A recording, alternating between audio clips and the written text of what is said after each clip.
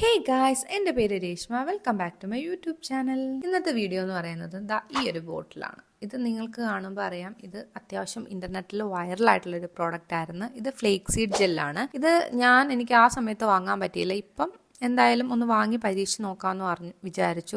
കാരണം എൻ്റെ ഹെയർ വല്ലാണ്ട് ഡ്രൈ ആയിട്ടുണ്ട്. അപ്പോൾ ഒന്ന് വാങ്ങി പരീക്ഷിച്ച് നോക്കിയിട്ട് എങ്ങനെയുണ്ടെന്ന് റിസൾട്ട് നോക്കാമെന്ന് വിചാരിച്ചു. ഞാനിത് വാങ്ങിയേക്കുന്നത് purple.com നിന്നാണ്. ഈ ഒരു പ്രോഡക്റ്റ് എന്ന് പറയുന്നത് ഫ്ലേക്സീഡ് ജെല്ലാണ്. ഇത് നമ്മുടെ ഹെയറിൻ്റെ ഡ്രൈനെസ്സും ഫ്രിസിനെസ്സും ഒക്കെ മാറ്റാൻ ഹെൽപ്പ് ചെയ്യുന്ന ഒരു പ്രോഡക്റ്റാണ്.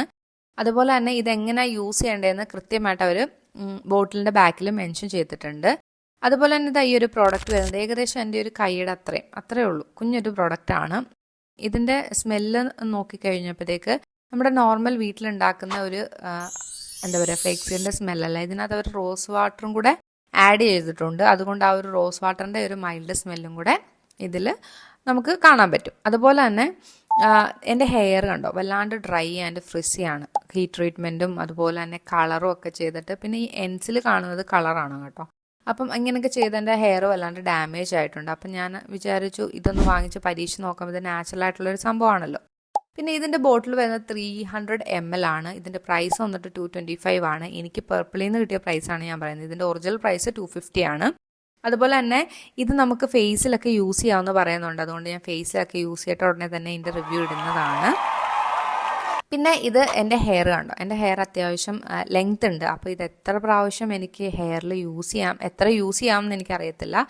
മിനിമം ഒരു 5-6 വട്ടം യൂസ് ചെയ്യാൻ പറ്റുമെന്ന് എനിക്ക് തോന്നുന്നു, അത് ഹെയർ പാക്കായിട്ട് യൂസ് ചെയ്യുകയാണെങ്കിൽ.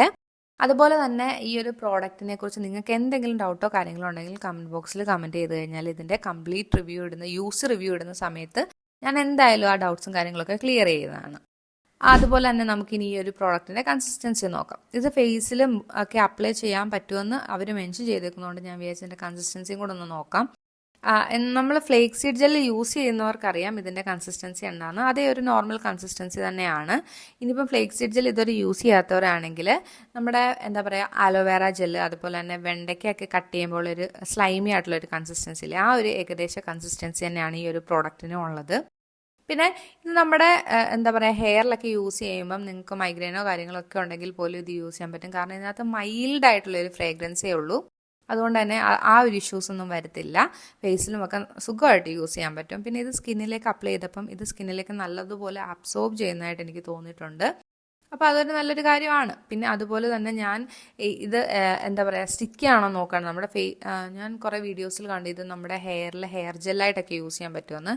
അപ്പോൾ ഇത് ഒരു ഇത്തിരി സ്റ്റിക്കിയാണ്, പക്ഷെ ഓവറായിട്ട് ഇങ്ങനെ സ്റ്റിക്കി ആയിട്ട് എനിക്ക് തോന്നുന്നില്ല. അപ്പോൾ ഇങ്ങനത്തെ ഫുൾ പരീക്ഷണങ്ങളും പരീക്ഷിച്ചതിന് ശേഷം ഇതിൻ്റെ യൂസ് റിവ്യൂ ഞാൻ ഉടനെ തന്നെ ഈ ചാനലിൽ പോസ്റ്റ് ചെയ്യുന്നതാണ്.